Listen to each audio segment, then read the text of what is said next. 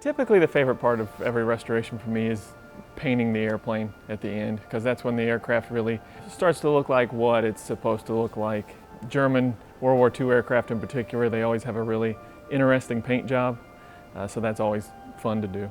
There was a photograph that was selected of a particular Storch that served in northern Africa. So this would be a Storch that served with Rommel, one that he would have flown around in. So we copied everything off of the picture. We were able to see the right side of the airplane, which gave you the right side and the top of the wings, some of the tail. So we were able to replicate the camouflage pattern that it had. Black and white photo, of course, but we kind of know the typical colors that they would have used. This restoration took about 18 months, so a year and a half.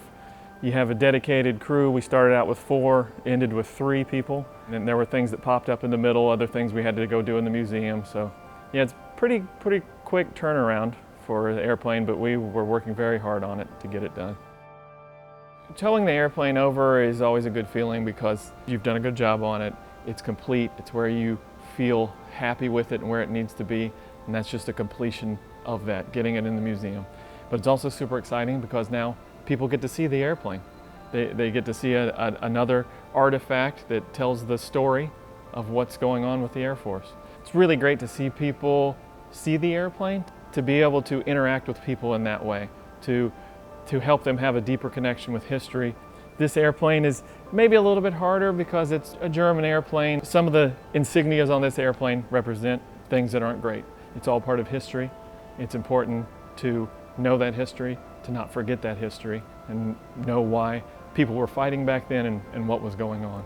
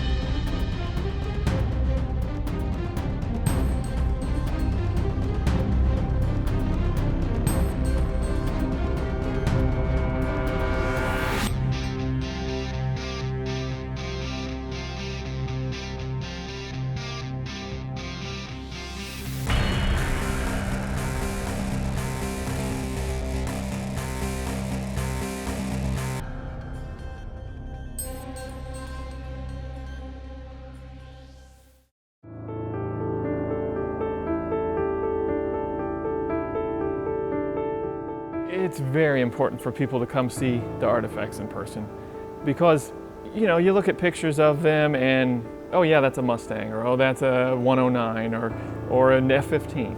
But until you're standing in front of that artifact, you don't really get that connection through a picture. When you're standing there in front of it, you see the size of it, the weight of it. It really makes a connection with you, and you start to think about what everyone else must have went through back then. The Storch is a really good example. Is you see pictures of it and it's a liaison airplane, it's an observation aircraft. You think it's this small little, almost like a Piper Cub sized airplane. But when you see this airplane in person, it is, for what it is, it's a very massive airplane. So it has a 43-foot wingspan, stands about 10 foot tall. So it has this gear almost like a stork.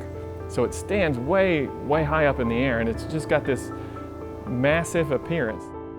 Because the wingspan is so big, because it's such a big airplane, it poses challenges for displaying in such a tight setting as the Air Power Gallery, where we have World War II aircraft. So luckily, we're going to be able to display this currently next to the 109, but to kind of save space, neat feature on this airplane, the wings fold back. So they would be able to fold these wings back for transport. They could put it on a train, put a truck, whatever. They could transport this. So we're going to have one wing out and one wing folded back, which will give visitors a unique view at a feature on this airplane, which most airplanes don't typically have.